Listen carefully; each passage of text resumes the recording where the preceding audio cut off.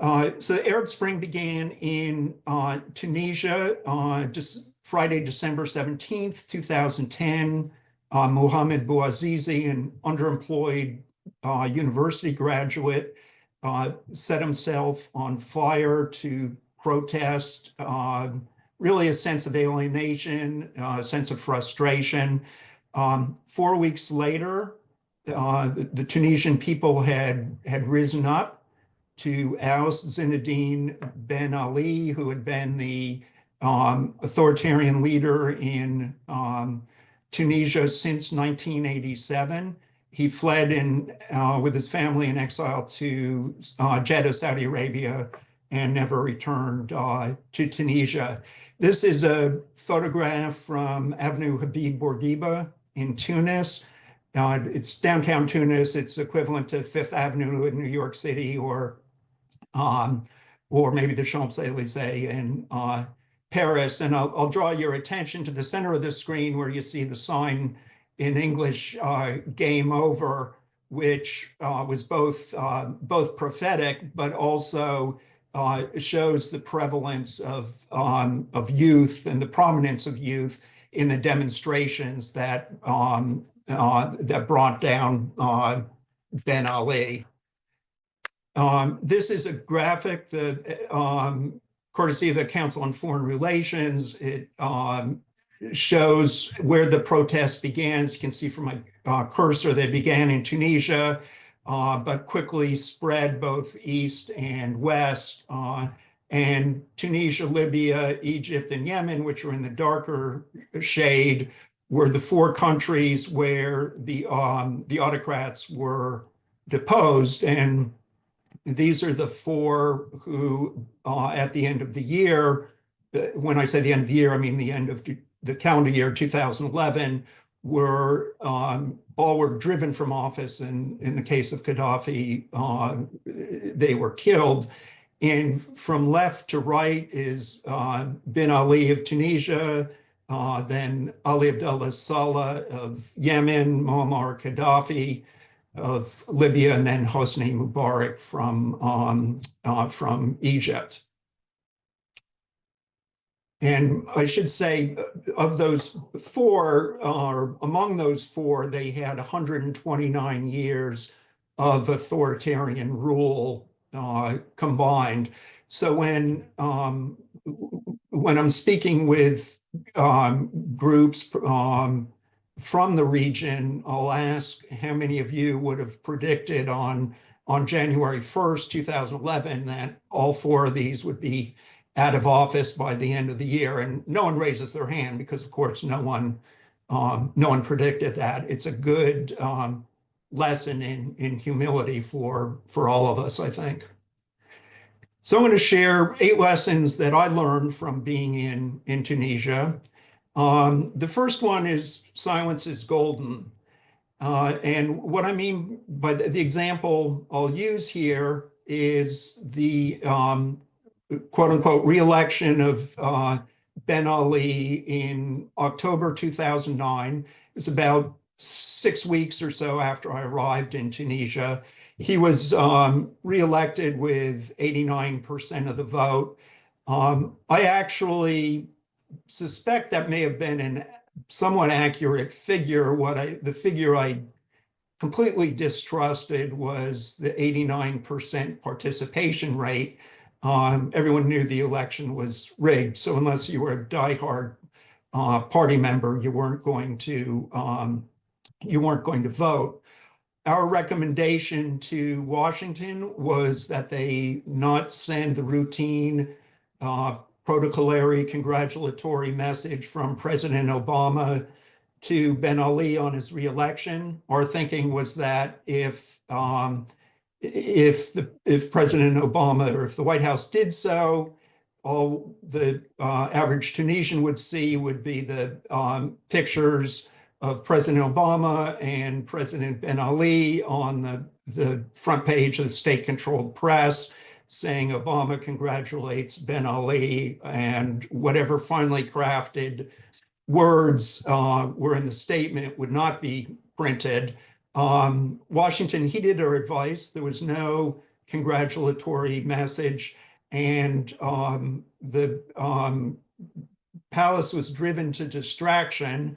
They ended up recalling their hapless ambassador here because you have to blame someone, so they blamed him for the lack of the message.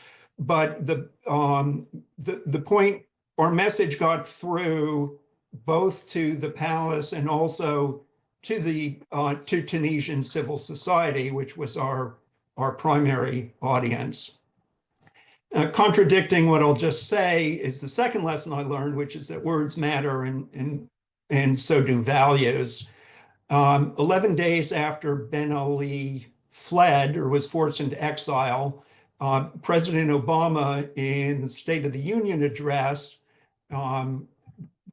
said these words, which I'll repeat, and we saw the same desire to be free in Tunisia, where the will of the people proved more powerful than the writ of the dictator.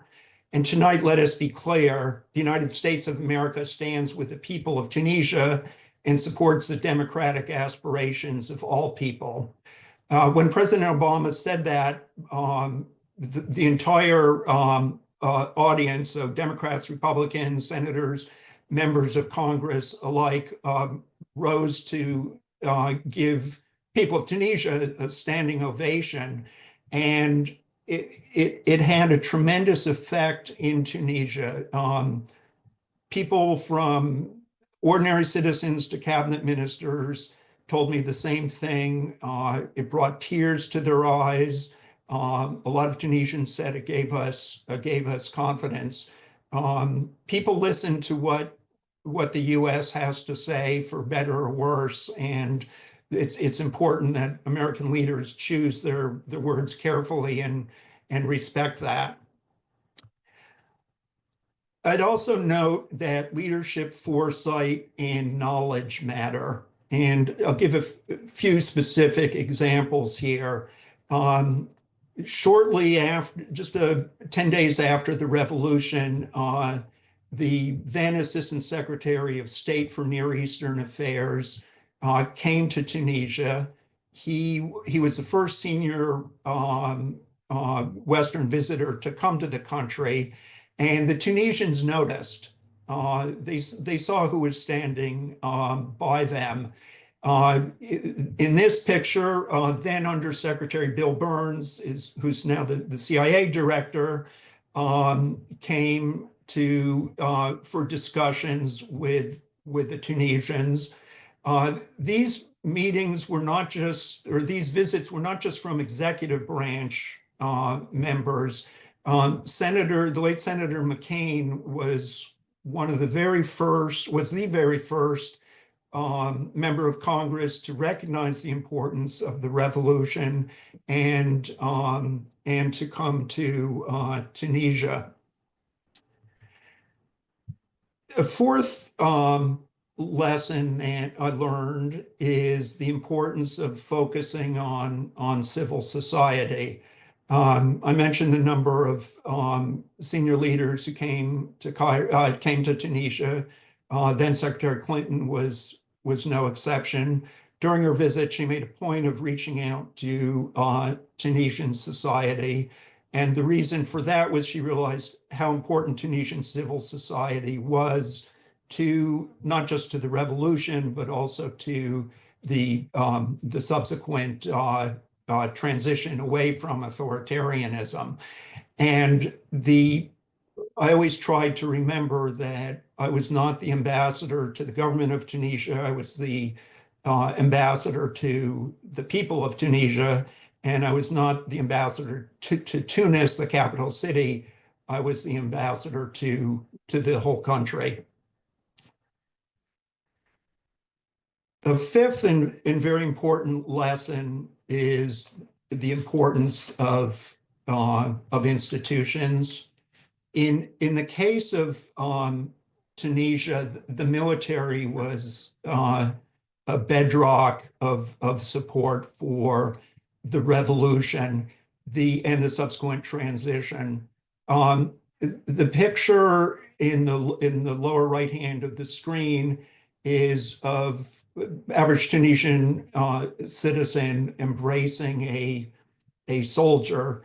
And the reason for this, what happened was that when Ben Ali left, there was a great deal of uncertainty. The security forces who had been involved in many of the human rights abuses during the Ben Ali era uh, acted out of self-preservation and basically left the scene. And there was a need for law and order during this transitional and uncertain time. And ordinary Tunisians helped fill it by establishing the equivalent of neighborhood watch groups, but also the military came in to provide order.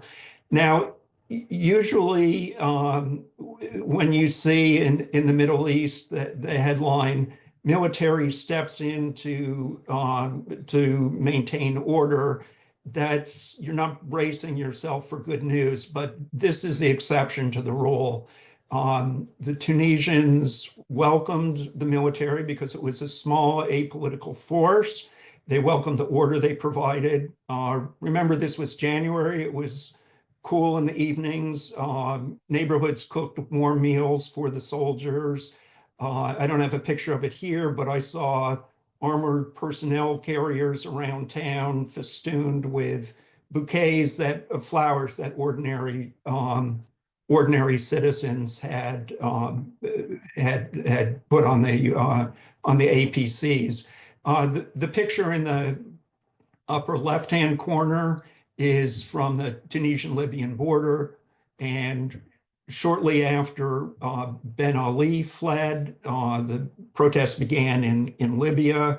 A lot of the third country nationals fled, who were working in Tripoli, fled west to Tunisia, and the military and the Tunisian military and international NGOs stepped up to provide housing and basic humanitarian needs for those displaced people until they could be repatriated to their countries. The military in the wake of the revolution ended up taking on a whole range of duties and responsibilities that it had not expected to. It also provided safety and security, rather, for ballot boxes following the elections. And I'll get to the elections in just a second. A sixth lesson that I learned was not to self-censor, but to think big. And what I mean by that is we at the embassy wanted to be sure that the United States was showing its support and doing what it could to help the Tunisian people in their transition away from the Ben Ali era. One of our recommendations was a Millennium Challenge threshold program for Tunisia. This is an assistance program that began in the Bush 43 administration that provides assistance to countries that meet certain reform thresholds. To say it was a bit ambitious is slightly an understatement. We could practically hear the laughter across the Atlantic.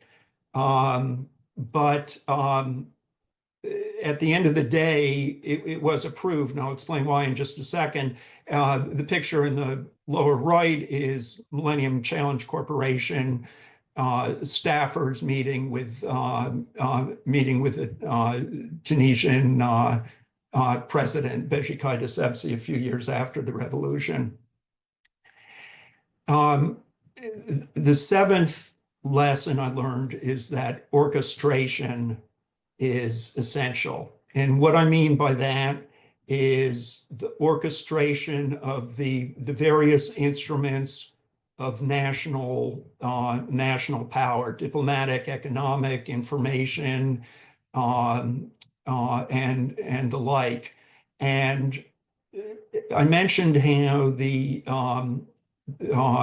our initial ambitious proposal for a Millennium Challenge Corporation program for Tunisia was greeted with some incredulity at first. So we went about trying to sequence a range of meetings, beginning with some under the radar meetings that we had in Europe, moving on to a meeting between Secretary Clinton and the Tunisian foreign minister in New York. And they culminated with this meeting in the Oval Office between President Obama and then interim Prime Minister Beji Caid Essebsi.